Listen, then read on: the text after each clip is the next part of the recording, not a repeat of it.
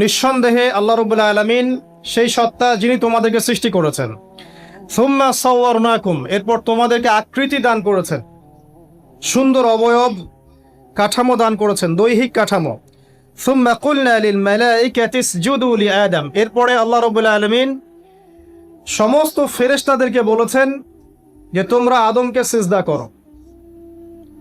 আর সূরা বাকারার মধ্যে আছে আল্লাহ পাক সৃষ্টি করার পরে আদম আলাইহিস সালামকে নাম শিক্ষা দিয়েছেন, অর্থাৎ জ্ঞান শিক্ষা দিয়েছেন, এবং এমন জ্ঞান শিক্ষা দিয়েছেন যেই জ্ঞান ফেরেশতারাও জানতেন না। আল্লাহ পাক ফেরেশতাদেরকে বলেছিলেন যে তোমরা এই নামগুলো বলে দাও দেখি, যদি তোমরা সত্যবাদী হয়ে থাকো। ফেরেশতারা এই নামগুলো বলতে পারেননি। তারা বলেছিলেন লা ইলমা লানা ইল্লা মা আল্লামতানা, আপনি আমাদেরকে যা শিখিয়েছেন এর বাইরে আমাদের কোনো জ্ঞান নেই।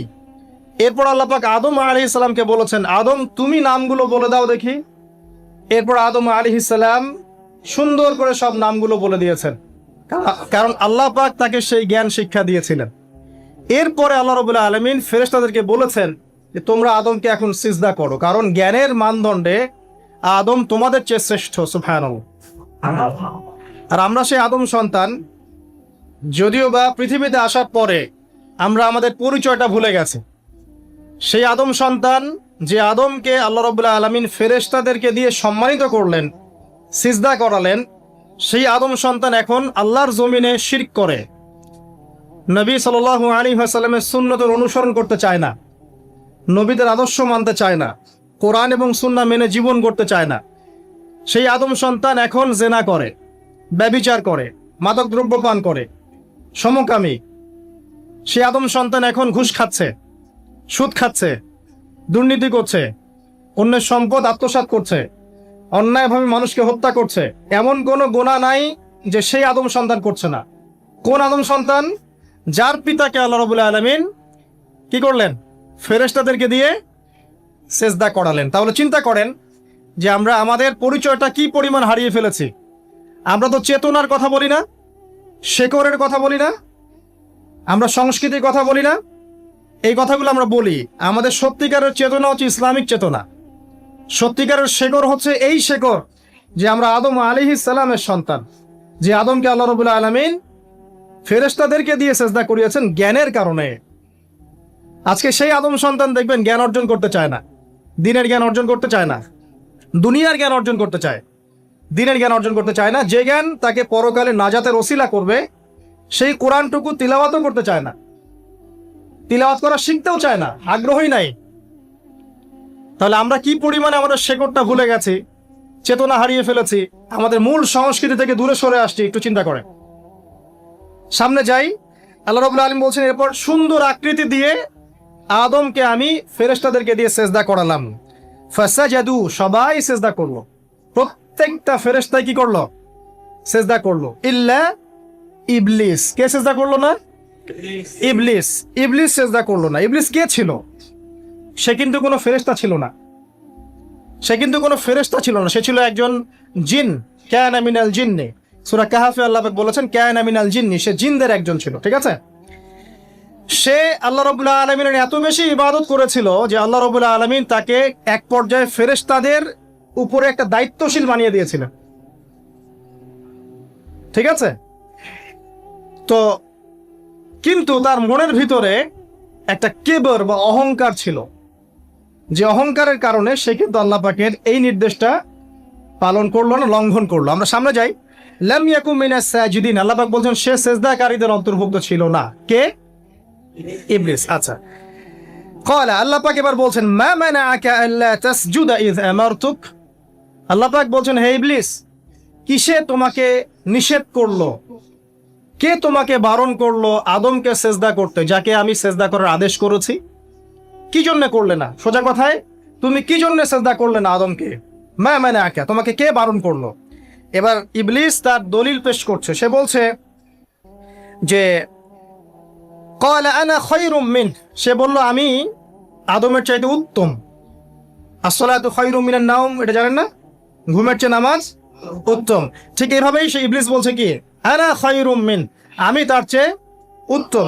কি কারণে উত্তম? খলাকতানি মিন নার ওয়া খলাকতাহু মিন তিন। হে আল্লাহ, আপনি আমাকে সৃষ্টি করেছেন আগুন দিয়ে, জিনদেরকে কি দিয়ে সৃষ্টি করা হয়েছে? আগুন দিয়ে। ফেরেশতাদেরকে কি দিয়ে?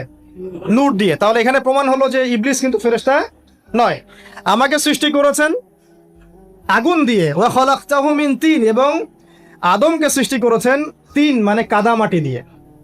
তার মানে আগুন কাদামাটির চেয়ে সুপিরিয়র, বেশি মর্যাদা সম্পন্ন, ওর মানে কেয়া আছে আর কি। এই কারণে সে সিজদা করলো না। এবার আল্লাহ রাব্বুল আলামিন বলছেন, ক্বালা ফাহবিত মিনহা, ইবলিস এখান থেকে নেমে যাও। এটা কোন জায়গা?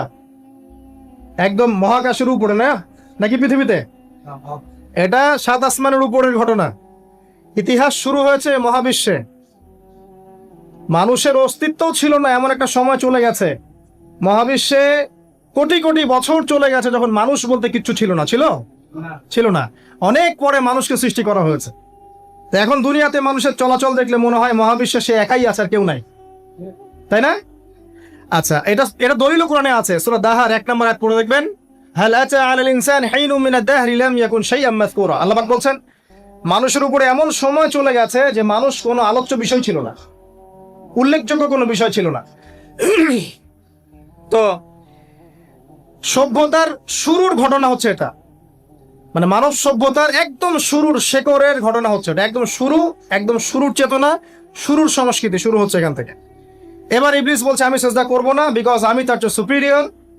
আপনি তাকে সৃষ্টি করেছেন মাটি দিয়ে, আমাকে সৃষ্টি করেছেন আগুন দিয়ে, আমি তাকে সিজদা করব না। সে আল্লাহ পাকের আদেশ লঙ্ঘনই করলো না, বরং আল্লাহকে উল্টা একটা যুক্তি দেখালো যে আপনি ভুল, আমি ঠিক। নাউজুবিল্লাহ, আপনি আমাকে আদমকে সিজদা করতে বলছেন, এটাই ভুল, বরং উচিত হচ্ছে ও আমাকে সিজদা করবে। নাউজুবিল্লাহ। তো সে কিন্তু আবা ওয়াস্তাকবার, সে উদ্ধত হলো এবং অহংকারও প্রদর্শন করলো। আল্লাহ পাক বলেন, ক্বালা ফাহবিত মিনহা, এখন এখান থেকে নেমে যাও। এই জান্নাতি বলেন আর ওই ঊর্ধ্ব জগতই বলেন, সেখান থেকে তোমরা নেমে যাও, এখন তুমি নেমে যাও। ফামা ইয়াকুনু লাকা আন তাতাকাব্বারা ফিহা, এখানে দাঁড়িয়ে তুমি অহংকার করবে এই অধিকার তোমাকে দেয়া হয় নাই। সোজা কথায় আল্লাহ পাক বলছেন, এখানে দাঁড়িয়ে তুমি অহংকার করবে এই অধিকার তোমাকে দেয়া হয়নি। আল্লাহ পাক অহংকারীকে পছন্দ করেন না। অহংকারীদেরকে আল্লাহ পাক কিয়ামতের মাঠে পিঁপড়ার মতো উঠাবেন। তাদের আকৃতি মানুষের সমানও হবে না, ছোট ছোট কালো পিঁপড়ার মতো হবে, এবং অন্ধকার ওদেরকে ঢেকে নিবে। তো আমাদের মনে যাদের অহংকার আছে, আল্লাহর রাস্তা অহংকার ছেড়ে দেই। অহংকার ইলমেরও থাকতে পারে। একজনের অনেক বড় ইলমি ডিগ্রি সার্টিফিকেট আছে, অমুক ফারেক তমুক ফারেক, অমুক মুহাদ্দিস অমুক মুফাসসির, ডাবল ডিগ্রি, এটার অহংকার থাকতে পারে, ঠিক আছে? আবার অনেকের টাকা পয়সার অহংকার থাকে, অনেকের ক্ষমতার অহংকার থাকে, আবার এখনকার মেয়েদের সৌন্দর্যের অহংকার থাকে না? এক এক মানুষের এক একটা অহংকার। অহংকারের ডেফিনেশনটা কি? একজন সাহাবী নবী সাল্লাল্লাহু আলাইহি ওয়াসাল্লামকে বলছেন, ইয়া রাসূলুল্লাহ, আমি পছন্দ করি আমার গায়ের পোশাকটা সুন্দর হোক, আমার জুতা সুন্দর হোক, ঠিক আছে, আমার সুগন্ধি ভালো হোক, দামি হোক। এটা কি অহংকারের পরিচয়? নবী সাল্লাল্লাহু আলাইহি ওয়াসাল্লাম বলছেন, না, এটা অহংকারের পরিচয় নয়। বরং অহংকারের পরিচয় হচ্ছে অন্য মানুষকে তুচ্ছ তাচ্ছিল্য করা, এক, আর দুই হচ্ছে সত্যকে প্রত্যাখ্যান করা। মনে থাকবে অহংকারের সংজ্ঞা কি? এক, অন্য মানুষকে তুচ্ছ তাচ্ছিল্য করা, আর দুই, সত্যকে প্রত্যাখ্যান করা। এখন সত্য কি? আইনস্টাইনের থিওরি সত্য, নাকি পিথাগোরাসের উপপাদ্যই সত্য, নাকি আমাদের পশ্চিমারা যে সেকুলারিজম, কমিউনিজম, ডেমোক্রেসি ইত্যাদি ইত্যাদি, ন্যাশনালিজম, এগুলো দিয়ে দিয়েছে মতবাদগুলো, এগুলোই চূড়ান্ত সত্য? সায়েন্সই কি চূড়ান্ত সত্য? চূড়ান্ত সত্যটা কি আসলে? এক কথায় সূরা কাহফের 29 নম্বর আয়াতে সত্যের সংজ্ঞা আছে। কত নম্বর আয়াতে? সূরা কাহফের 29 নম্বর আয়াতে আল্লাহ পাক বলেন, ওয়াকুলিল হাক্কু মির রাব্বিকুম, হে নবী আপনি বলে দিন সত্য সেটাই, ন্যায় অন্যায়ের চূড়ান্ত মানদণ্ড সেটাই, হক বাতিলের চূড়ান্ত মানদণ্ড সেটাই। কোনটা? যেটা তোমার রবের পক্ষ থেকে নাজিল হয়। সুবহানাল্লাহ। আমাকে বলেন যে রবের পক্ষ থেকে কি নাজিল হয়েছে? একসময় তাওরাত নাজিল হয়েছিল না? ওটাই হক ছিল। ওই সময় কি ছিল? সেটাই হক ছিল। জাবুর ওই সময়ের কি ছিল? হক। ইনজিল ওই সময়ের হক ছিল। এখন কি আছে আমাদের কাছে? কোরআন, এবং এর ব্যাখ্যা হচ্ছে হাদিস। কিয়ামত পর্যন্ত কি অন্য কোনো শরীয়ত আসবে? অন্য কোনো নবী আসবে? কেউ যদি বলে যে অমুকে নবী হবে, সে কি মুসলিম না কাফের? তাহলে কোনো সন্দেহ আছে? যদি কেউ দাবি করে যে মুহাম্মদ সাল্লাল্লাহু আলাইহি ওয়াসাল্লাম শেষ নবী নন, আরো নবী আসতে পারে, নাউজুবিল্লাহ, এবং এই কুফরি আকীদায় বিশ্বাসীকে কেউ যদি কাফের মনে না করে, সেও কাফের হয়ে যেতে পারে। বুঝতে পারছেন?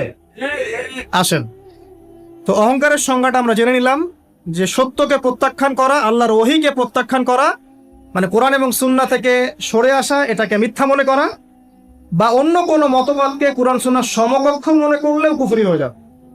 যদি কেউ মনে করে অন্য একটা মতদর্শ, একটা দর্শন, একটা ফিলোসফিক্যাল থট বা একটা স্কুল অফ থট কোরআন সুন্নাহর চেয়ে ভালো নয় কিন্তু কোরআন সুন্নাহর সমমানের, এটাও যদি কেউ মনে করে, কাফের। কথা কি বুঝতে পারছেন? এটা হচ্ছে অ্যাবসলিউট ট্রুথ, মানে এটা সত্যের একদম সর্বোচ্চ স্টেজ, এর উপরে আর কিছু নাই। ভুলে গেছিলাম ভাই। আচ্ছা, এবার আসেন, আমরা অহংকারের সংজ্ঞা জানলাম, সত্যের সংজ্ঞাও জানলাম। এখানে ইবলিস কি করছে? সে অহংকার প্রদর্শন করছে। সে আল্লাহকে বলছে আপনি ভুল, আমি ঠিক। আদমকে সে তুচ্ছ তাচ্ছিল্য করলো এবং সত্যকে প্রত্যাখ্যান করলো, দুটোই কিন্তু ইবলিস করলো এখানে। আসেন, আল্লাহ পাক বলছেন ফাখরুজ, এখান থেকে বের হয়ে যাও হতভাগ। ফাখরুজ মানে উখরুজ মানে বের হও, অতএব ফাখরুজ, এখান থেকে বের হয়ে যাও। ইন্নাকা মিনাস সাগিরিন, তোমার অহংকার করার কোনো সুযোগ নাই এখানে, তুমি তো ছোট ক্ষুদ্র। ইন্নাকা মিনাস সাগিরিন, সাগির মানে কি? তুমি এখান থেকে, তুমি বের হয়ে যাও এখান থেকে, তুমি একজন ক্ষুদ্র সত্তা, তোমার এখানে অহংকার করার কিচ্ছু নাই। কলা, এবার ইবলিস বলছে, এই জায়গাগুলো খুব ভালো করে শোনেন, আমাদের লেকচারের আসল জায়গায় কিন্তু যাবে ওইদিকে। যদি আড়াইটা পর্যন্ত লেকচার দিই, কোনো সমস্যা আছে? আচ্ছা, তাহলে বসে থাকেন, খাওয়া দাওয়া করে আসছেন তো? আচ্ছা, কলা, এবার ইবলিস বলছে আনজিরনি, শোনেন, ইবলিস বলছে আনজিরনি, হে আল্লাহ আমাকে অবকাশ দিন। কি বলছে? আমাকে অবকাশ দিন। ইলা ইয়াউমি ইউবআসুন, যেই দিন আপনি কিয়ামত ঘটাবেন, যেই দিন সবাইকে পুনরুত্থিত করবেন, ওই দিন পর্যন্ত আমাকে অবকাশ দিন। সূরা বাকারায় আছে, অন্য সূরা আছে, রব্বি আনজিরনি ইলা ইয়াউমি ইউবআসুন। ইবলিস বলছে হে আমার রব। কি বলছে ইবলিস? হে আমার রব। ইবলিস কি তাহলে আস্তিক না নাস্তিক? কথা বলেন, ইবলিস কি আস্তিক না নাস্তিক? আস্তিক। ইবলিস বলছে যে ইয়া রব্বি, রব্বি হে আমার রব, হে আমার প্রতিপালক। আল্লাহকে ইবলিস বলছে হে আমার প্রতিপালক, আনজিরনি আমাকে অবকাশ দিন, ইলা ইয়াউমি ইউবআসুন, কিয়ামত দিবস পর্যন্ত, বা যেদিন আপনি পুরো মানব জাতিকে উঠাবেন কবর থেকে, আবার ওই দিন পর্যন্ত আমাকে অবকাশ দিন। তার মানে কিয়ামত যে হবে এটা নতুন করে লেখা হয় নাই, সভ্যতায় হিস্ট্রির শুরু থেকেই কিয়ামত ছিল। কথা বুঝতে পারছেন? ফেরেশতারাও জানতেন যে একদিন মহাবিশ্ব ধ্বংস হয়ে যাবে। যখন পৃথিবীতে মানুষকে পাঠানো হয়নি তার আগেই ফেরেশতারা জানতেন, আল্লাহ পাকের ইলমে ছিল এবং তিনি এটা ফয়সালা করে দিয়েছিলেন যে একদিন এই পুরো মহাবিশ্বই ধ্বংস হয়ে যাবে। ইবলিস আগে থেকে জানতো যে কিয়ামত হবে, এই জন্য সে বলছে আমাকে কিয়ামত পর্যন্ত অবকাশ দিন। আল্লাহ পাক এবার কি বলছেন দেখেন, ইবলিস আল্লাহর কাছে চাইলো, আল্লাহ পাক তাও তাকে ফেরত দিলেন না। আর আমরা আল্লাহর কাছে চাইতে এখন হতাশা হয়ে যায় না, দোয়া করতে থাকি আর বলি যে আমার দোয়া তো কবুল হচ্ছে না। আর যে ইবলিস একটা জিনিস চাইলো, আল্লাহ পাক বললেন ক্বালা ইন্নাকা মিনাল মুনজারিন, যাও তুমি অবকাশ প্রাপ্তদের একজন, তোমাকে অবকাশ দেয়া হলো। এক কথায় তোমার দোয়া কবুল করা হয়েছে, তোমার অবকাশ তোমাকে দেয়া হলো, কারণ আল্লাহ পাক এটা পরীক্ষা করবেন ইবলিসকে দিয়ে, মানব জাতিকে। ক্বালা, এবার ইবলিসের চ্যালেঞ্জ শোনেন, এটাই আমাদের আজকের লেকচারের মূল পয়েন্ট। এই জায়গা থেকে ইবলিস চ্যালেঞ্জ করছে। কি চ্যালেঞ্জ করছে? ফাবিমা আগওয়াইতানি, হে আল্লাহ আপনি যে কারণে আমাকে বিচ্যুত করলেন, মানে আমি আমার যে কৃতকর্মের কারণে আপনার রহমত থেকে বঞ্চিত হয়ে গেলাম, ঠিক আছে, লাআকউদান্না লাহুম সিরাতাকাল মুস্তাকিম, আমি সেই আদমের এবং আদমের সন্তানের সরল পথে ওত পেতে বসে থাকবো। কথাটা ভালো করে বোঝেন। ইবলিস চ্যালেঞ্জ করলো কাকে? আল্লাহকে। যে কারণে আল্লাহ আপনি আমাকে বহিষ্কার করলেন, এখন আমি কি করব? আমি এই আদম সন্তানের সরল পথে, আপনাকে পাওয়ার এই পথের আনাচে কানাচে আমি ওত পেতে বসে থাকব। কি জন্য বসে থাকব? যাতে করে আমি আদম সন্তানকে বিচ্যুত করতে পারি। শুধু তাই নয়, সে আরো বলছে সুম্মা লাআতিয়ান্নাহুম, আমি শুধু বসেই থাকবো না, আমি আদম সন্তানের কাছে আসব। মিন বাইনি আইদিহিম, তার সামন থেকে আসবো, ওয়া মিন খালফিহিম, আদম সন্তানের পিছন থেকে আসবো, ওয়া আন আইমানিহিম, তার ডান দিক থেকে আসবো, ওয়া আন শামাইলিহিম, তার বাম দিক থেকে আসবো, ওয়ালা তাজিদু আকসারাহুম শাকিরিন। আল্লাহ পাক আপনি তাদের বেশিরভাগকেই শুকরগুজার পাবেন না। কথা কি ক্লিয়ার না? কোনো সমস্যা? ইবলিস কি চ্যালেঞ্জ করলো? আমি শুধু বসেই থাকবো না, ডান দিক থেকে আসবো, বাম দিক থেকে আসবো, সামন থেকে আসবো, পিছন থেকে আসবো, আমি আদম সন্তানকে পথভ্রষ্ট করেই ছাড়বো। আপনি আদম সন্তানের বেশিরভাগকে পথভ্রষ্ট পাবেন। ইবলিসের কথার কি বাস্তব প্রতিফলন দেখা যায় এখন সমাজে? বেশিরভাগ মানুষ নামাজ পড়ে না পড়ে না? বেশিরভাগ মানুষ সুদ খায় না খায় না? বেশিরভাগ যুব সমাজ জেনা করতেছে না করতেছে না? বেশিরভাগ লোক মাদক খাচ্ছে না খাচ্ছে না? পৃথিবীর কোনো জায়গায় আল্লাহর বিধান আছে কি নাই? দুই একটা জায়গায় আছে আই ওয়াশ, শোডাউন। বেশিরভাগ নারী পর্দায় চলে না চলে না? বেশিরভাগ মানুষ রোজা রাখে না রাখে না? বেশিরভাগ মানুষ যাকাত দেয় কি দেয় না? তাহলে ইবলিস যে বললো আপনি বেশিরভাগকেই শুকরগুজার পাবেন না, বেশিরভাগ মানুষ পরকালের স্বার্থে কাজ করে না দুনিয়ার স্বার্থে কাজ করে? কতজন মানুষ আল্লাহ পাকের দ্বীনটাকে প্রচার প্রসার প্রতিষ্ঠার কথা বলে বা কুরআন সুন্নাহর কথাগুলো মেনে চলে? কতজন মানুষ? বেশিরভাগ লোক মেনে চলে। তাহলে ইবলিস কি সফল না ব্যর্থ? ইবলিসের চ্যালেঞ্জ কি সফল না ব্যর্থ? ইবলিসের কথা সে কিন্তু অক্ষর অক্ষরে পালন করেছে। আর ইবলিসকে আল্লাহ পাক কেন পৃথিবীতে নিয়েছেন? আমাদেরকে পরীক্ষা করার জন্য, যেন আমরা এই সরল পথ থেকে বিচ্যুত না হই। সামনে যান, আরো কঠিন কথা আছে। ক্বালা খরুজ মিনহা, আল্লাহ পাক বলছেন এখান থেকে বের হয়ে যাও। মাযউমান মাদহুরা, একদম অপদস্থ লাঞ্ছিত হয়ে এখান থেকে বের হয়ে যাও। লামান তাবিআকা মিনহুম, তুমি তো চ্যালেঞ্জ করলা আমাকে, ঠিক আছে, কিন্তু যে ব্যক্তি যেই তোমার অনুসরণ করবে, আল্লাহ পাকের কথা শোনেন, যেই তোমার অনুসরণ করবে, লাআমলাআন্না জাহান্নামা মিনকুম আজমাইন, যে পুরুষ বা নারী যেই হোক না কেন, যে আদম সন্তান ইবলিস তোমার অনুসরণ করবে, তোমার পথ ধরবে, আমি তোমাকে সহ এদের সবাইকে দিয়ে জাহান্নাম পূর্ণ করবে। আল্লাহর কিচ্ছু যায় আসে না। আল্লাহ পাক যদি এই পুরো পৃথিবীটাকেও জাহান্নামে নিক্ষেপ করেন অবাধ্যতার কারণে, আল্লাহ পাকের কিছু যায় আসে? ওই যে আপনাদের এখানে নদী আছে না, কি বালাসী ঘাট, এখানে চর টর আছে না? চরের মধ্যে একটা বালুর কণার কি দাম আছে বলেন তো? একটা বালুর কণার কোনো দাম আছে? এই পুরো মহাবিশ্বে পৃথিবীর অবস্থান এর চেয়েও কম। তো পুরো পৃথিবীর মানুষ যদি আল্লাহর অবাধ্য হয়, আল্লাহ পাক যদি পুরো দুনিয়াটাকে ধ্বংস করে দেন, জাহান্নামে নিক্ষেপ করেন, আল্লাহ পাকের কিছু যায় আসবে কিনা? আচ্ছা, এবার আসেন, এখান থেকে আমরা বুঝতে পারলাম যে ইবলিস একটা তৃতীয় সত্তা। আল্লাহ পাক আদম আলাইহিস সালামকে সৃষ্টি করলেন, নাম শিক্ষা দিলেন, সেজদা করালেন, ইবলিসকে সেজদা করতে বললেন, সে করলো না। সে চ্যালেঞ্জ করলো উল্টা, যে আমি ওর চেয়ে উত্তম, আপনি ভুল, আমি সঠিক। সে অহংকার করলো এবং একই সাথে সে আদমকে পথভ্রষ্ট করার চ্যালেঞ্জও করে বসলো। আল্লাহ পাক ঘোষণা করলেন, যদি কোনো আদম সন্তান তোমাকে ফলো করে, তোমাকে সহ তাকে আমি জাহান্নামে নিক্ষেপ করবো। ঠিক আছে, এ পর্যন্ত। এবার সামনে আসেন। এবার আল্লাহ পাক আদমকে বলছেন, কাকে বলছেন? আদম আলাইহিস সালামকে বলছেন, ইয়া আদম, হে আদম। তার আগে আদম আলাইহিস সালামের বুকের পাঁজর থেকে কাকে সৃষ্টি করেছেন? হাওয়া আলাইহিস সালাম, সভ্যতার ইতিহাসের প্রথম নারী এবং ইতিহাসের সবচেয়ে সুন্দরী রমণী কে? হাওয়া আলাইহিস সালাম। আরেকজন আছেন সবচেয়ে সুন্দরী রমণী, কে? কে বলতে পারবেন? জি না, 100 টাকা পুরস্কার বলেন। হ্যাঁ, নাম কি?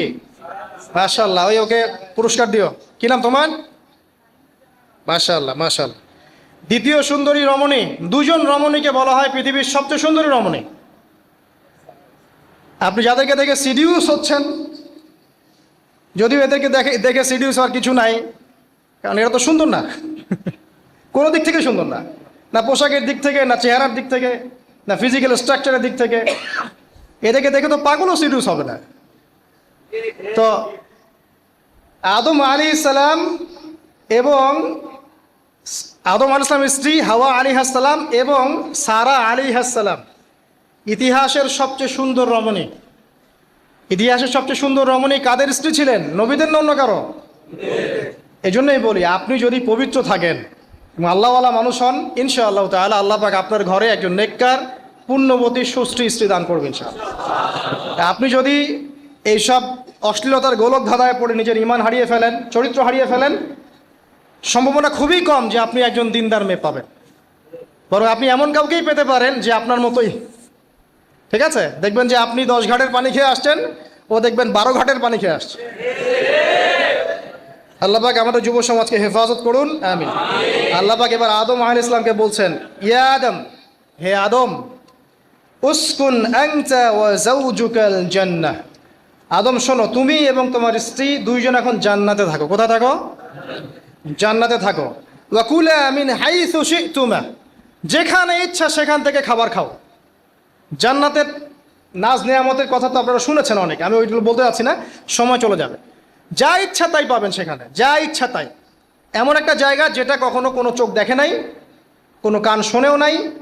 চোখ না দেখলেও, কান না শুনলেও মানুষ মনে মনে অনেক কিছু কল্পনা করে না, এটা কল্পনাও করার সুযোগ নাই। এত উন্নত মানের একটা জায়গা। তোমরা দুজন এখানে থাকো, জান্নাতের যে কোনো জায়গায় যাও, খাওয়া দাওয়া করো, কোনো সমস্যা নেই। কিন্তু ওয়ালা তাকরাবা হাদিহিশ শাজারা, মানে কি, এই যে গাছটা আছে এই গাছের কাছে যেও না। একটা শর্ত খালি দিলাম, গাছের কাছে যেও না। গাছের নাম কি এগুলো আমাদের আলোচনার বিষয় না। বিষয়টা হচ্ছে আল্লাহ পাকের আদেশটা কি।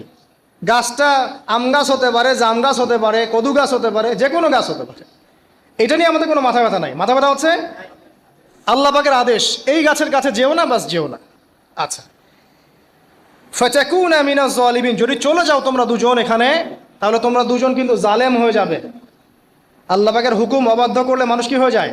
জালেম হয়। এই জন্য আমরা দোয়ায় বলি, আল্লাহুম্মা ইন্নী যালামতু নাফসি, বলি না? হে আল্লাহ, আমি আমার নফসের উপর জুলুম করেছি।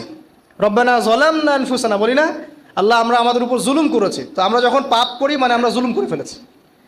তো তোমরা দুজন এই গাছের কাছে যেও না, যদি যাও তাহলে জুলুম করে ফেলবে এবং জালেম হয়ে যাবে। এবার ইবলিস তো আর বসে নাই, সে তো চ্যালেঞ্জ করেছে, করে নাই? আচ্ছা, এবার ইবলিস কি করছে? ফাওয়াসওয়াসা লাহুমা শাইতান, এবং ইবলিস এবার এদের দুজনকে ওয়াসওয়াসা প্রদান করতে শুরু করলো। ইবলিস কি করলো? ওয়াসওয়াসা প্রদান করতে শুরু করলো।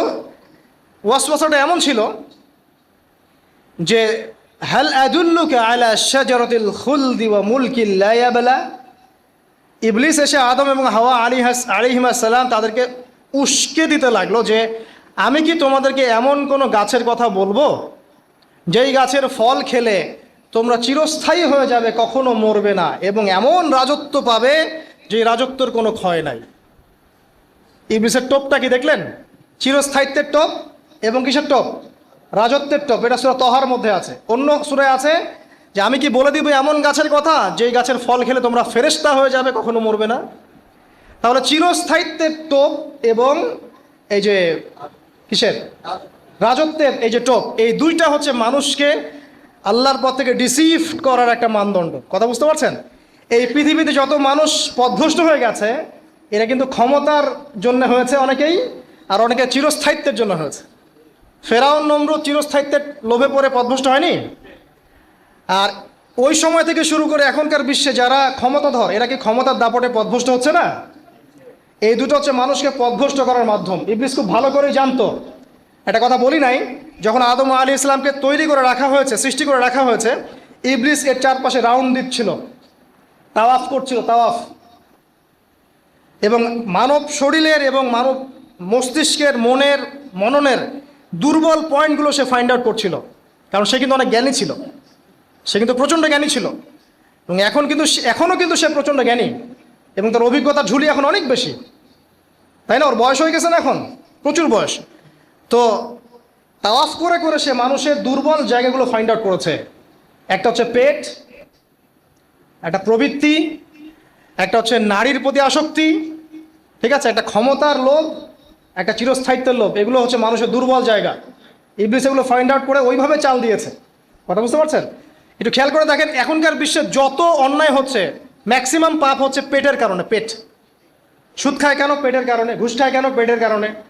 ইভেন যে এখন জেনা করছে, ওদেরকে তো এখন যৌনকর্মী বলতে হয়, তাই না? সম্মান দিয়ে কথা বলতে হয়। তো যৌনকর্মী যারা, তারাও দেখবেন পেটের কারণেই করছে, পেটের কারণে।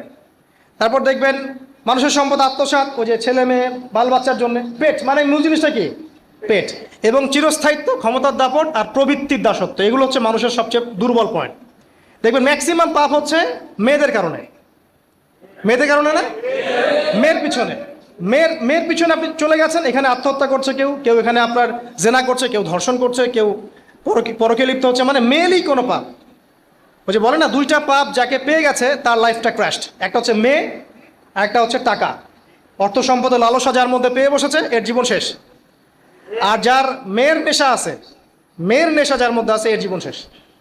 একে আপনি হেদায়েতের পথে আনতে পারবেন না ইল্লা মাশা আল্লাহ, আল্লাহ পাক যদি না চান। আসেন, আর ইবলিস তাওয়াফ করছিল এবং সে কিন্তু টোপ দিল, চিরস্থায়িত্বের টোপ দিল, এবং কিসের টোপ দিল? ফেরেশতা হয়ে যাবে, অমর হয়ে যাবে। এবার আমাদের পিতামাতা আদম এবং হাওয়া আলাইহিস সালাম তারা কিন্তু ফল খেয়ে ফেললেন।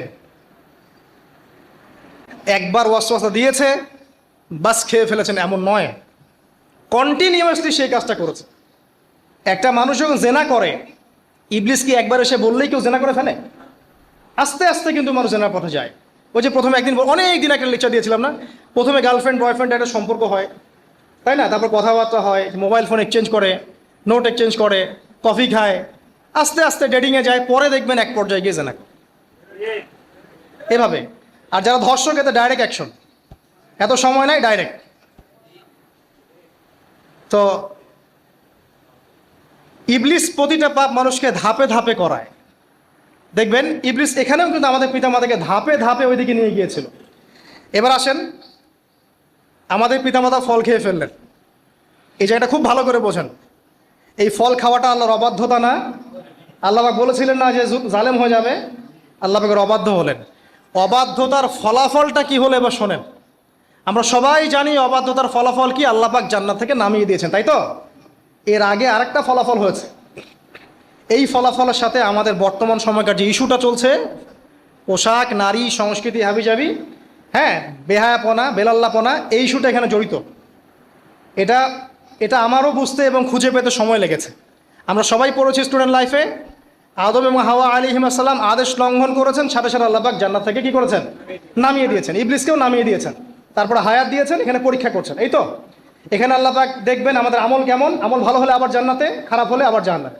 কিন্তু এর আগেও একটা ঘটনা ঘটেছে। যে মুহূর্তে আমাদের পিতামাতা ফল খেয়েছেন, গাছের কাছে গিয়েছেন, আল্লাহ পাকের আদেশটা লঙ্ঘন করেছেন, সাথে সাথে তাদের গায়ের পোশাকটা খুলে পড়ে গেছে। আমি বুঝাতে পারি নাই? পুরো মহাবিশ্বের প্রথম লজ্জা, প্রথম অপমান, প্রথম শাস্তি, ঠিক আছে, আল্লাহর অবাধ্যতার প্রথম পরিণাম, লজ্জাহীনভাবে গা থেকে কাপড় খসে পড়ে যাওয়া, ন্যাংটা হয়ে যাওয়া, ন্যাংটা। বাংলা ভাষায় বুঝতে পারছেন? প্রথম শাস্তি, প্রথম অবাধ্যতা, এবং প্রথম অবাধ্যতার পরিণতি পুরো মহাবিশ্বে সভ্যতার শুরু থেকে শেষ পর্যন্ত প্রথম অ্যাক্সিডেন্ট, বা এই যে আমরা বলছি পরিণতি, পাপের পরিণতি, অবাধ্যতার পরিণতি, সেটা হলো গা থেকে কাপড় খুলে যাওয়া। এই কথা আল্লাহ পাক বলছেন এখানে, লিইউবদিয়া লাহুমা মা উরিয়া আনহুমা মিন সাওআতিহিমা। ইবলিস তোমাদের পিতামাতাকে এই গাছের কাছে নিয়ে গিয়ে ফল খাইয়ে তাদের গা থেকে পোশাক খুলে ফেলে দিয়েছিল।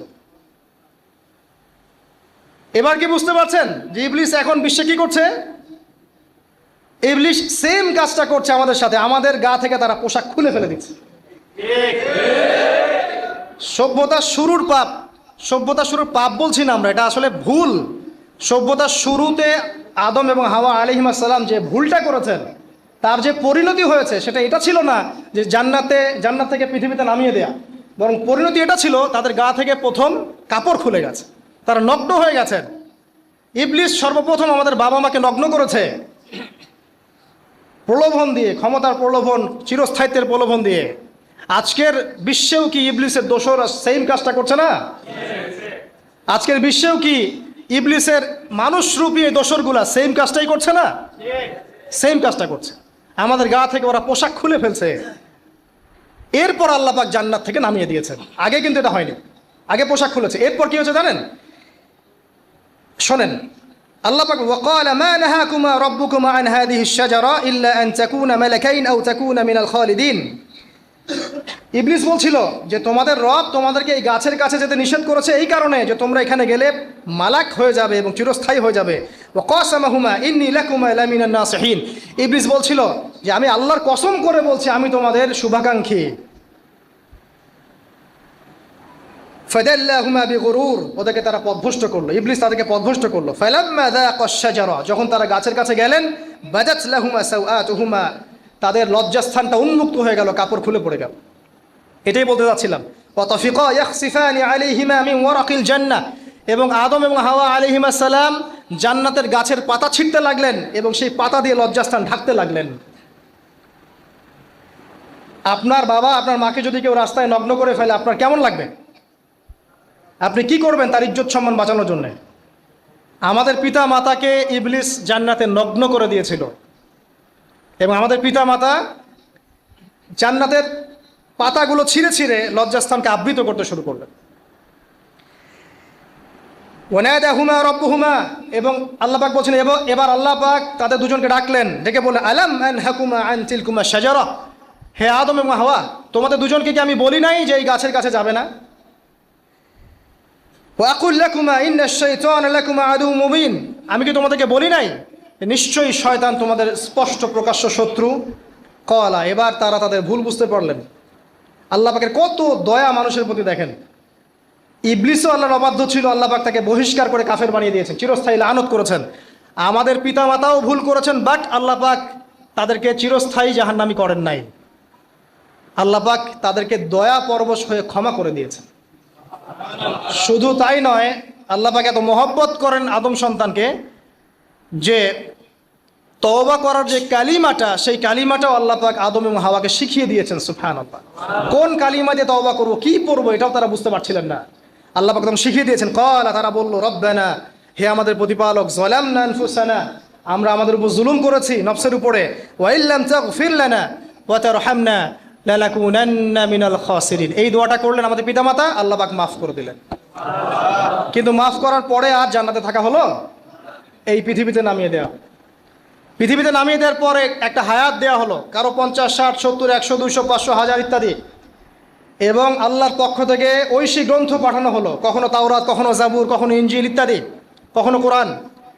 শর্ত দেয়া হলো, যারা আল্লাহ পাকের এই ঐশী গ্রন্থগুলো মেনে চলবে, তারা ইনশাআল্লাহ আবার মৃত্যুর পর সেই জান্নাতে ফিরে যাবে যেখান থেকে তারা বহিষ্কৃত হয়েছে। আর যে বা যারাই আল্লাহ পাকের এই আয়াত, নিদর্শন এবং ঐশী গ্রন্থগুলোকে অস্বীকার করবে, এটাকে মিথ্যা প্রতিপন্ন করবে, আল্লাহ পাক এদের সবাইকে দিয়ে জাহান্নাম পূর্ণ করবে ইনশাআল্লাহ তাআলা। আল্লাহ পাক এটাও বলেছেন যে আল্লাহ পাক ওয়ালাকাদ যারানা লি জাহান্নামা কাসীরাম মিনাল জিন্নি ওয়াল ইনস, আল্লাহ পাক বহু মানুষ আর জিনকে দিয়ে জাহান্নাম পূর্ণ করবেন। কারণ এই দুই জাতিকে পাঠানো হয়েছিল পৃথিবীতে শুধু আল্লাহর ইবাদত করার জন্য। ওয়ামা খালাকতুল জিন্না ওয়াল ইনসা ইল্লা লিয়াবুদুন, এরা সেটা করে নাই। এই কারণে আল্লাহ পাক হাদিসের মধ্যে জানিয়েছেন, প্রতি 1099 জন মানুষকে আল্লাহ পাক জাহান্নামে পাঠিয়ে দেবেন, তবে বেশিরভাগ জান্নাতি হবে এই উম্মতে মুহাম্মাদির মধ্যে। এবার শোনেন, আমাদের পিতামাতার এই পরিণতির পর আল্লাহ পাক যখন আমাদেরকে পৃথিবীতে পাঠালেন, আল্লাহ পাক আমাদেরকে নগ্ন করে পৃথিবীতে রাখেন নাই। সুবহানাল্লাহ। আল্লাহ পাক আসমান থেকে লিবাস পাঠিয়েছেন। এই যে সমাজ বিজ্ঞানের বইগুলোতে লেখা আছে না, মানুষ আগে নগ্ন ছিল, গাছের ছালপাতা পরে থাকতো, তারপরে বন্যপ্রাণী শিকার করতো, গুহায় গুহায় থাকতো। বোগাস, মিথ্যা, বাজে কথা এগুলো সব, একদম টোটাল মিথ্যা কথা এগুলো। আল্লাহ রাব্বুল আলামিন সভ্যতা শুরু করেছেন নবী দ্বারা, সভ্যতা শেষও করবেন নবী দ্বারা। প্রত্যেক যুগে যুগে সভ্যতার ধারক এবং বাহক ছিলেন নবীগণ। আর আদম আলাইহিস সালাম পৃথিবীতে আসার পর নগ্ন হয়ে থাকেন নাই। আল্লাহ পাক আসমান থেকে লেবাস পাঠিয়েছিলেন। সুবহানাল্লাহ। আল্লাহ পাক আমাদেরকে নগ্ন করে রাখেন নাই। এবার দেখেন আল্লাহ পাক কি বলছেন, ইয়া বানি আদম। আচ্ছা আসেন, ইয়া বানি আদম, হে বনু আদম, কাদেরকে বলছেন? আমাদেরকে। কদ আনজালনা আলাইকুম লিবাসান ইউআরি সাওআতিকুম ওয়া রিশা, হে বনু আদম, আমি তোমাদেরকে নগ্ন ছেড়ে দিচ্ছি না, আমি তোমাদের জন্য লেবাস আর পোশাক পাঠাচ্ছি, যেই পোশাক দিয়ে তোমরা তোমাদের লজ্জাস্থানকে আবৃতও করবে এবং সৌন্দর্য বর্ধন করবে। এটা করছি না আমরা এখন? আচ্ছা, ওয়া লিবাসুত তাকওয়া যালিকা খায়র, আর তাকওয়ার লেবাস, তাকওয়ার পোশাকটা হচ্ছে সবচেয়ে উত্তম। যেমন দেখেন, আমাদের সতর কি এই নাভির উপর থেকে হাঁটুর নিচ পর্যন্ত না? তাই বলি কি আমরা সবাই এভাবেই ঘুরি? এটা সর্বনিম্ন একটা স্কেল, তাই না? এর উপর আপনি জুব্বা পরছেন, পাগড়ি পরছেন, টুপি পরছেন, বা আপনি হয়তো আরো ঢিলেঢালা কোনো পোশাক পরছেন, এই পোশাকটাকে বলা হচ্ছে তাকওয়ার পোশাক। ওয়া লিবাসুত তাকওয়া যালিকা খায়র, এটা আরো উত্তম। একজন মেয়ের, অনেক আলেম বলছেন যে চোখ, এই চোখটুকু ঢেকে বের করে দেখা যাবে, বলছে না? অনেকে বলেছেন কিনা? কিন্তু এটাও যদি কেউ সামনে জিলবাব দিয়ে ঢেকে রাখে তাহলে কি উত্তম নয়? পর্দার ক্ষেত্রে উত্তম নয়? তো লিবাসুত তাকওয়া যালিকা খায়র, তাকওয়ার যে পোশাক সেটা আরো উত্তম বেশি। নর্মালি তো পোশাক দিয়েছি, তাকওয়ার পোশাক সবচেয়ে উত্তম বেশি। আল্লাহ পাকের একটা সতর্কবাণী শোনেন এবার। যালিকা মিন আয়াতিল্লাহ, এই পোশাকটা আল্লাহ পাকের নিদর্শন। পোশাকটা কি? আল্লাহ পাকের নিদর্শন। লাআল্লাকুম ইয়াযাক্কারুন, যাতে করে তোমরা স্মরণ করতে পারো। কি স্মরণ করব? ওই যে আমাদের পিতামাতাকে নগ্ন করে দিয়েছে ইবলিস, এটা মনে রাখতে পারো তোমরা, এটা আল্লাহ পাকের নিদর্শন। ইয়া বানি আদম, হে বনু আদম, লা ইয়াফতিনান্নাকুমুশ শাইতান। এবার শোনেন, আল্লাহ পাক আমাদেরকে বলছেন, হে বনু আদম, লা ইয়াফতিনান্নাকুমুশ শাইতান, শয়তান যেন আবার তোমাদেরকে ফিতনায় ফেলতে না পারে। পৃথিবীতে তোমরা থাকবে, শয়তানের বহু দোসর তোমাদের সামনে থাকবে, ডানে বামে, যে ডান থেকে আসবে, বাম থেকে আসবে, হ্যাঁ, সামন পিছন থেকে আসবে, মিডিয়ার মধ্যে দিয়ে তোমাদের ঘরে ঘরে ঢুকে যাবে শয়তানের দোসর। লা ইয়াফতিনান্নাকুমুশ শাইতান, শয়তানের দোসররা যেন তোমাদেরকে ফিতনায় ফেলতে না পারে। কে বলছেন? আল্লাহ পাক বলছেন। কিরকম ফিতনা? কামা আখরাজা আবাওয়াইকুম মিনাল জান্নাহ, ঠিক যেভাবে শয়তান তোমাদের পিতা মাতাকে জান্নাত থেকে বের করে দিয়েছিল, ওই রকম ফিতনায় যেন ফেলতে না পারে। ঠিক আছে? ওয়ানজিউ আনহুমা লিবাসাহুমা, এবং শয়তান তোমাদের পিতা মাতার লেবাস খুলে ফেলেছিল, নগ্ন করে দিয়েছিল, নগ্নতা, বেহায়াপন, অশ্লীলতা শিখিয়েছিল, ওইদিকে ধাবিত করতে চেয়েছিল। শয়তানের দোসররা যেন এটা করতে তোমাদের সাথে না পারে। সতর্ক থাকবে। লিউরিয়াহুমা সাওআতিহিমা, যাতে করে তোমাদের লজ্জাস্থানটা উন্মুক্ত হয়ে যায়। ইন্নাহু ইয়ারাকুম, নিশ্চয় শয়তান তোমাদের সবাইকে দেখতে পায়। হুয়া ওয়া কাবিলুহু, সে এবং তার পুরো কবিলার লোকজন, মিন হাইসু লা তারাউনাহুম, এমন জায়গা থেকে যে জায়গা তোমরা দেখতে পারো না। মানে শয়তান এবং তার অনুসারী যারা আছে, হোক মানুষ আর জিন, তারা তোমাদেরকে দেখতে পারে এমন জায়গা থেকে যা তোমরা দেখো না। আমরা যারা এই বিশ্বে আছি, আমরা সবাই এখন খেলার পুতুলের মতো খেলছি। যারা নিয়ন্ত্রণ করে বিশ্ব, এদেরকে কেউ দেখতে পারে না। এরা মানুষ শয়তান, কথা বুঝতে পারছেন? আর এমনি জিন শয়তান যারা আছে, এদেরকে তো আমরা দেখতে পারি না, অনেক দূর থেকে তারা আমাদেরকে দেখতে পারে। আল্লাহ পাক সতর্ক করছেন এটা।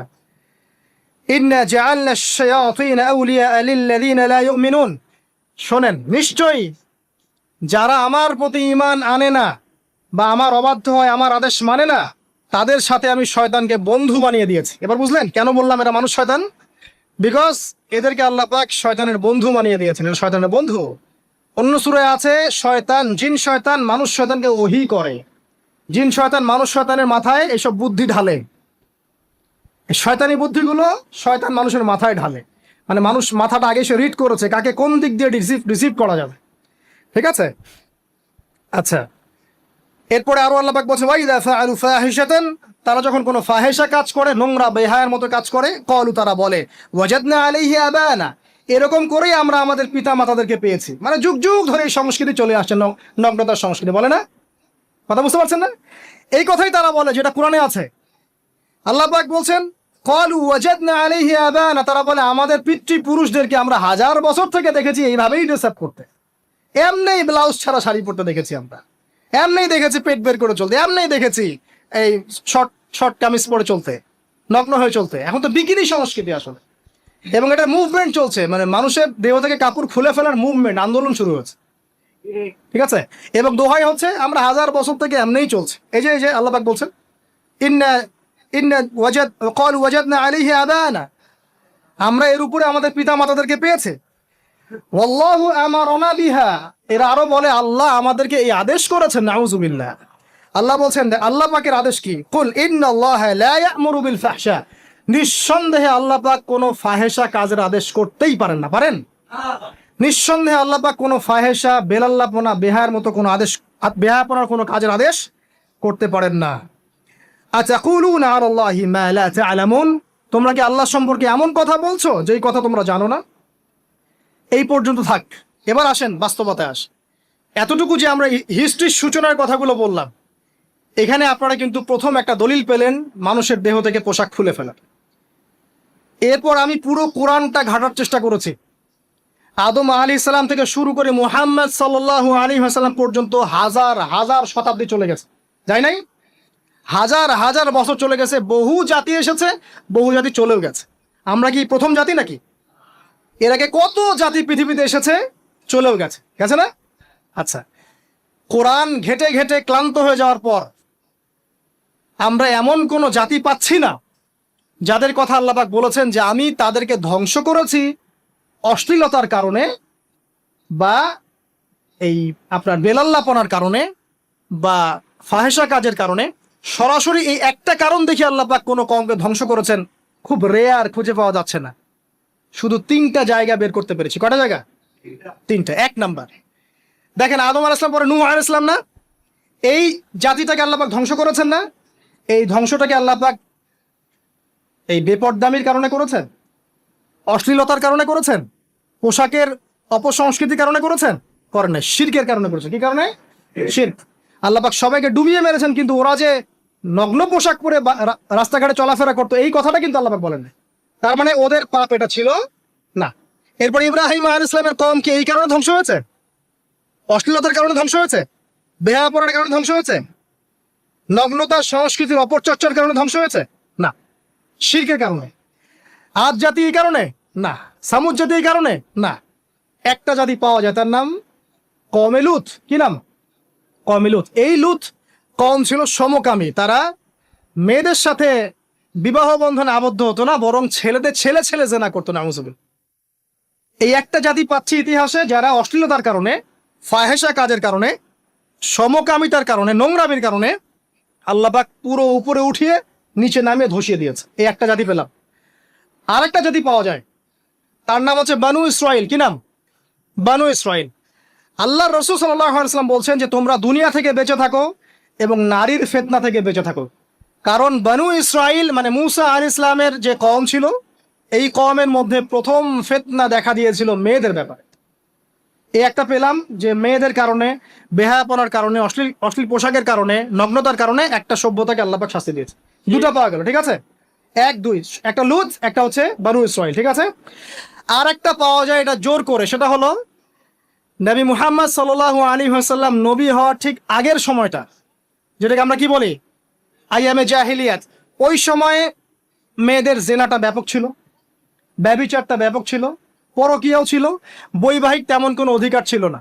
এমনও হতো যে একটা মেয়ের সাথে 8-10 জন পুরুষ সহবাস করতো, করার পরে সেই মেয়ে যখন গর্ভবতী হতো, তার বাচ্চা প্রসব করার পর সেই মেয়ে 10 জনকে ডেকে দাঁড় করাতো, দাঁড় করিয়ে বলতো যে অমুকে হচ্ছে আমার এই বাচ্চার বাপ, তারপরে এর সাথে বিয়ে হতো। চিন্তা করতে পারেন? তো নারীদের যে বৈষয়িক অধিকার, ধর্মীয় অধিকার, আপনার পোশাকের অধিকার, শালীনতার অধিকার, সম্পত্তির অধিকার, এগুলো ছিল না ওই সময়। এই একটা সভ্যতা পাওয়া যাচ্ছে। তাহলে 3টা আমরা বের করতে পারলাম। কথা ঠিক আছে? আচ্ছা, এবার আসেন এই 3টা সভ্যতার পর নবী সাল্লাল্লাহু আলাইহি ওয়াসাল্লাম যখন নবী হলেন, তখন তিনি সমস্ত অশ্লীলতার শেকড়টাকে উপরে ফেলে দিলেন। সভ্যতার ইতিহাস থেকে শুরু করে আমরা যত জাতির ধ্বংস দেখছি, এই ধ্বংসগুলো শিরকের কারণে হয়েছে, কুফরির কারণে হয়েছে, অবাধ্যতার কারণে হয়েছে। মাত্র কয়েকটা জাতির ক্ষেত্রে অশ্লীলতা, বেহায়াপনা, আপনার ফাহেসা কাজ, এগুলোর রিজন দেখানো হয়েছে। তো এ থেকে একটা বিষয় প্রমাণ করা যায়, এই কথাটা ভালো করে বোঝেন। এ থেকে একটা বিষয় প্রমাণ করা যায় যে যত সভ্যতা ধ্বংস হয়ে গেছে, ওই সভ্যতার মানুষরা আর যাই করুক না কেন, তাদের পোশাক আশাক ঠিকঠাক ছিল। কথা বুঝতে পারছেন না? যত সভ্যতা ধ্বংস হয়ে গেছে, আদ, সামুদ, নূহ, ফেরাউন, ঠিক আছে, যত সভ্যতা ধ্বংস হয়ে গেছে, তাদের আর যত পাপী থাক, হয়তো কেউ অহংকারী ছিল, কেউ কুফরি করেছে, কেউ শিরিক করেছে, হ্যাঁ, কেউ সন্তানদেরকে হত্যা করেছে, কেউ মানুষ হত্যা করেছে, কেউ জুলুম করেছে, কেউ অহংকার করেছে ইত্যাদি, কিন্তু তাদের পোশাক আশাক শতাব্দীর পর শতাব্দী ঠিকঠাকই ছিল। এটা নিয়ে আল্লাহ পাক কোরআনে খুব বেশি কথা বলেন না।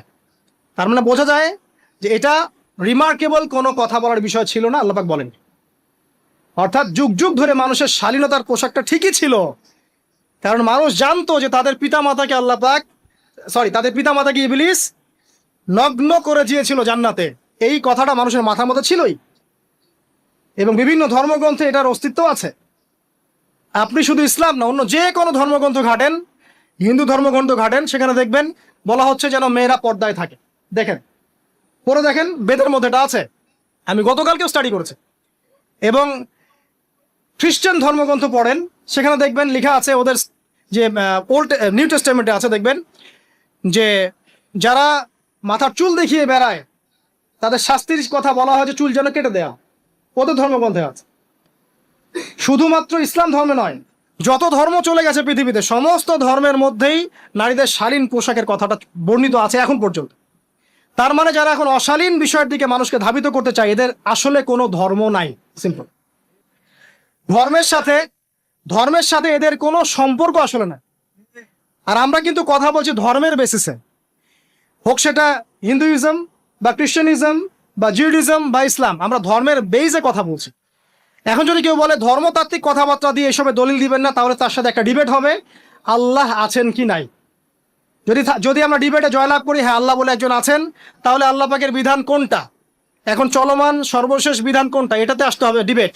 ডিবেট 1 আল্লাহ আছে কি নাই, ডিবেট 2 আল্লাহ পাকের সর্বশেষ ধর্মগ্রন্থ কোনটা।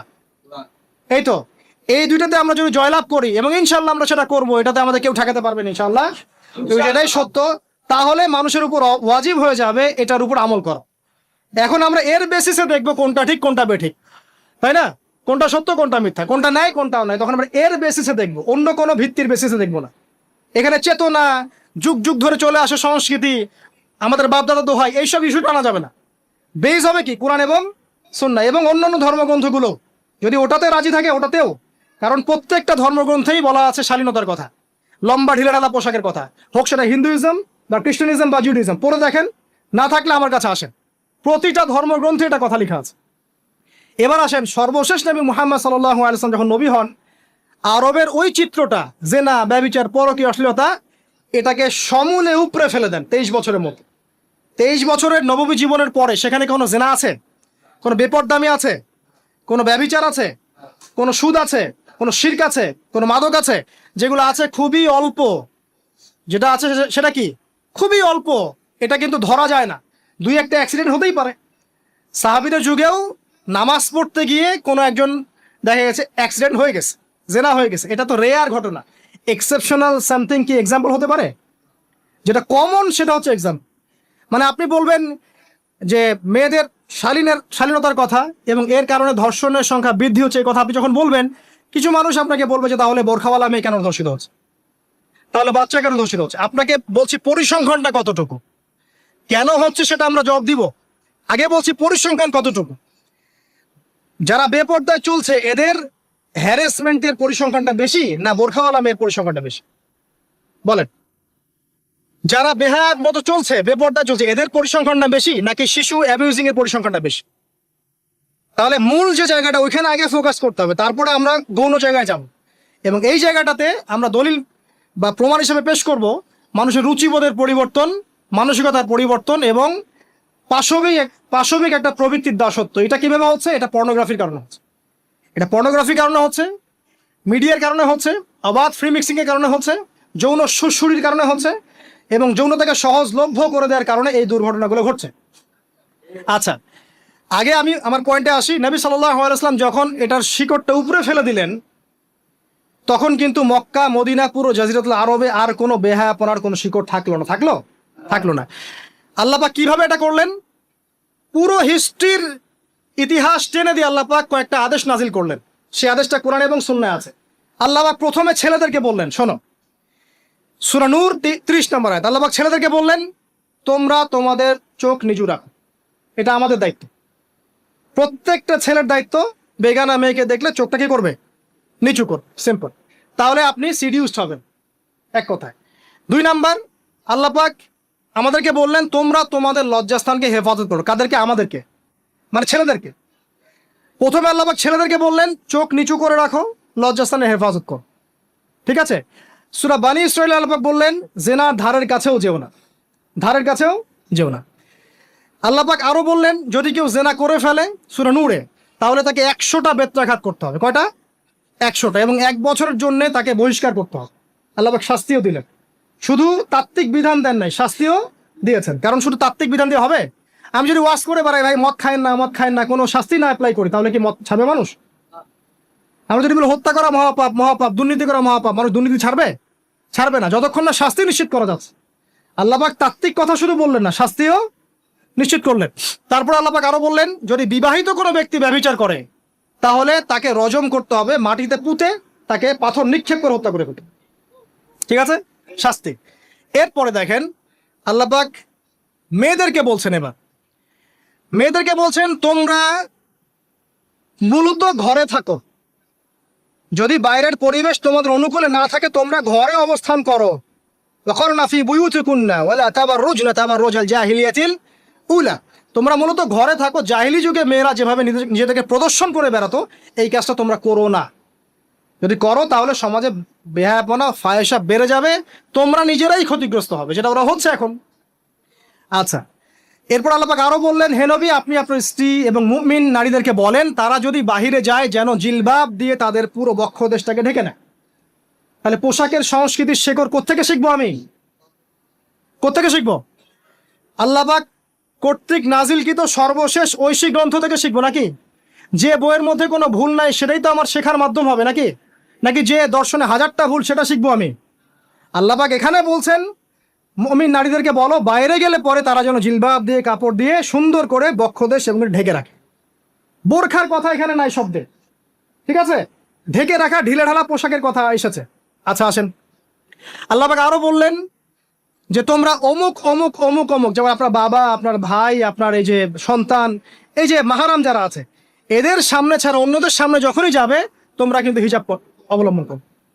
তা আল্লাহ পাক হিজাবের বিধান দিলেন, চক্ষু নিচু করতে বললেন, লজ্জাস্থানের হেফাজত করতে বললেন, এবং যদি এর পরেও কেউ ভুল করে ফেলে তাহলে আল্লাহ পাক শাস্তির কথা বললেন।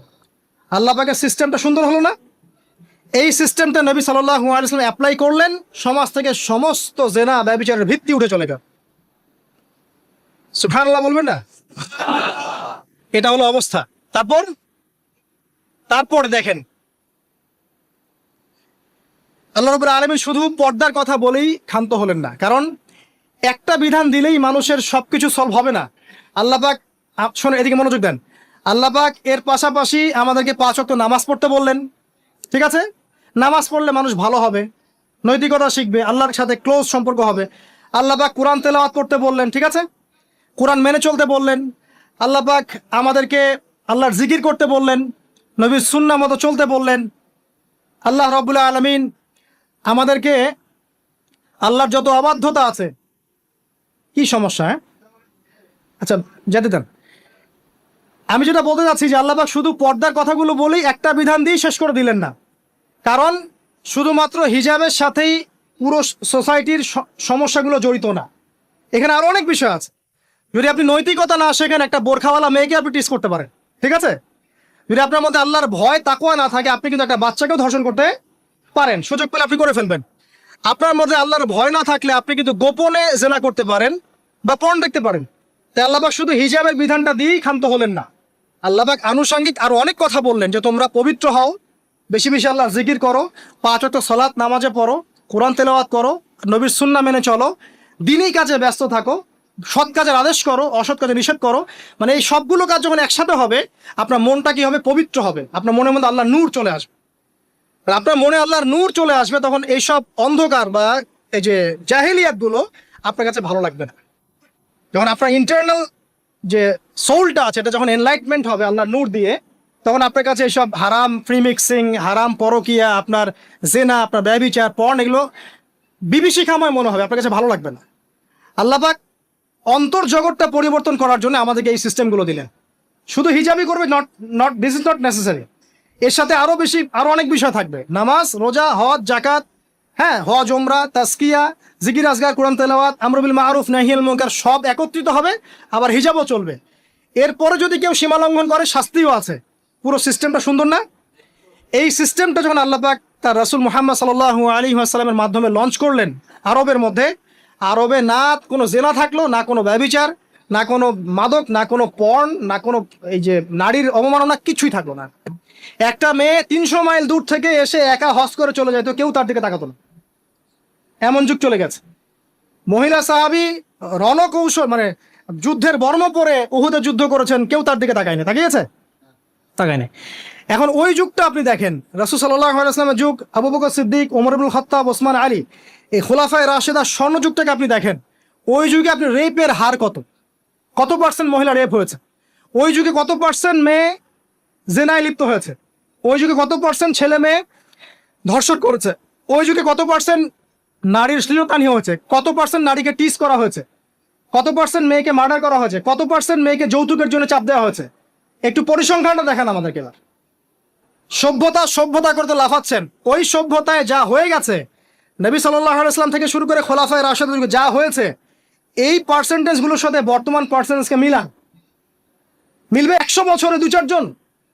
ওই যুগে দেখবেন মানুষ পরকীয়ার নামই জানতো না, সমকামিতা কি জিনিস মানুষ জানতোই না, শর্ট পোশাক বিকিনি সংস্কৃতি কি মানুষ জানতো না, ঠিক আছে? আনকভার ইউ, এই যে মুভমেন্ট চলছে, এগুলার মানে কি মানুষ জানতো না, জানতো? ওই যুগে কি মুসলিমরা পিছিয়ে ছিল? জ্ঞান বলেন, বিজ্ঞান বলেন, অর্থনীতি বলেন, রাজনীতি বলেন, সমরনীতি বলেন, অস্ত্রশস্ত্র বলেন, কোন সেক্টরে কি মুসলিমরা তখন পিছিয়ে ছিল কিনা? উত্তর দেন, পিছিয়ে ছিল? ছিল না। তাহলে স্বর্ণযুগ আমরা কোনটাকে বলবো?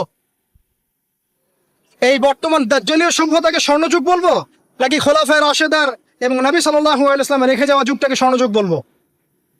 তাহলে ওই যুগ যদি স্বর্ণযুগ হয়, তাহলে ওই যুগের সুন্নাহ এ যুগে অ্যাপ্লাই করতে হবে না? তাহলে ওই যুগের সমস্যা যেমন দূর হয়েছে, এই যুগের সমস্যা দূর হবে না? এই সহজ বাংলা কথাটা বললে কি আমরা মৌলবাদী হয়ে যাব? এই সহজ বাংলা কথা বুঝতে গিয়ে কি আমি ধর্মান্ধ হয়ে যাব, ব্যাকডেটেড হয়ে যাব? এই কথাটা আমরা বলতে এখন সাহস পাই না, কি কারণে?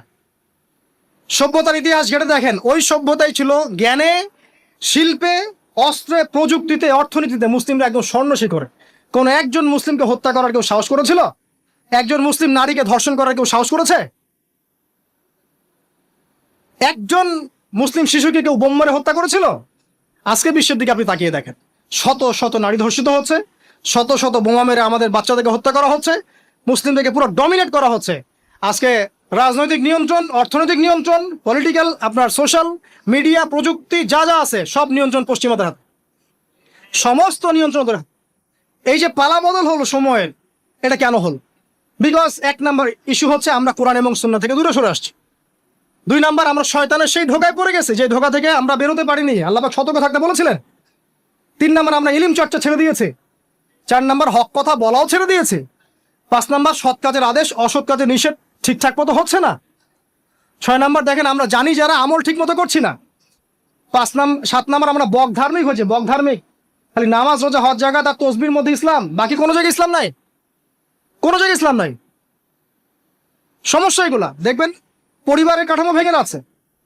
আমরা কোরআন সুন্নাহকে হাতে নিয়ে ওয়ার্ল্ডকে চ্যালেঞ্জ করতে পারি নাই, ডিল করতে পারি নাই, এবং পশ্চিমা এবং অন্যান্য সভ্যতার যে নোংরা মতাদর্শগুলো আছে এগুলোকে ঢালাওভাবে আমরা গ্রহণ করেছি, এবং আস্তে আস্তে আস্তে আস্তে পুরো মুসলিম বিশ্বে এগুলো ছড়িয়ে গেছে।